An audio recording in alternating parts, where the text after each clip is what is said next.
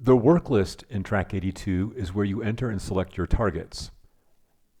You can enter targets in right ascension and declination, as a catalog number, and a solar system object. The RAN dec format is RA in hours, minutes, and seconds, followed by dec in degrees, minutes, and seconds, with an optional sign for degrees and all numbers separated with a space. The default epoch and equinox is J2000, but you can specify B1950. There are advanced formats for proper motion and alternate dates not covered here. You can prefix or append your target with commentary text if Track82 can parse a target somewhere on the line. More about this in a minute. If you need to increase the width of the work list box, just grab the latch on the center right of the Track82 window and slide it out.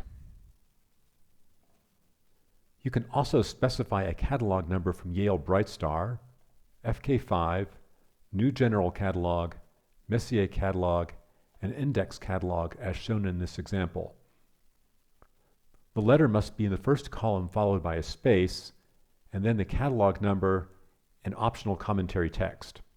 You can also specify Sun, Moon, and planets other than Earth, including Pluto. You can save your work list to a file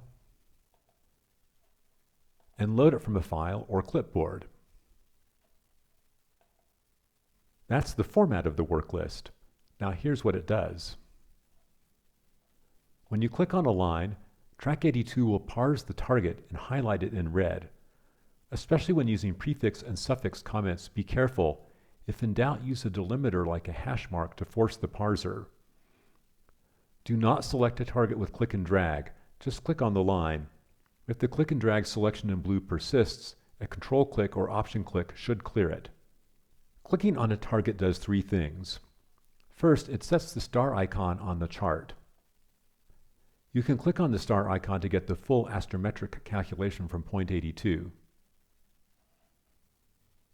Second, clicking on a target fills out the ephemera on the line above the work list box.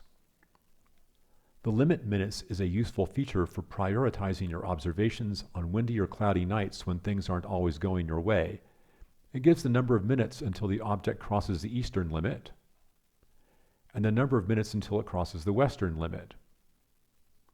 For example, E minus 45, west plus 474 means the object is available in 45 minutes and has 474 minutes before crossing the western limit. East plus 416, west plus 354 means the object was first available 416 minutes ago, and in 354 minutes will impinge on the north pier boundary. East plus 629, west minus 156 minutes means the object was first available 629 minutes ago, but went out of range 156 minutes ago. The azimuth is useful for investigating downwind targets in windy conditions, and the dome value is useful for setting the initial position of the dome while the telescope is slewing onto target. Third, clicking on a target also sets the target for go. When you click go, the target is placed in the mean and predicted registers in Track82 running in both locations, the control room and the dome. If the object is not available for go, either because it is not above the curtain limit or presents a collision hazard, Track82 will notify you in writing. For in-person observing, Track82 will direct you to the dome Track82 to finish the move, where you just need to hold the shift key for the entire move and click go. There are two special work lists, Zenith Star and Ephemeris. Zenith Star temporarily drops down a list of useful pointing stars over your work list. Just click on your selection to make it the currently selected target.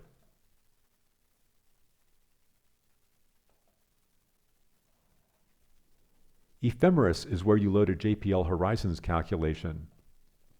This is another subject, but it's how the 82-inch can track Soviet Molniya satellites, for example, with very high accuracy. This ephemeris is from a satellite tracking test earlier this year.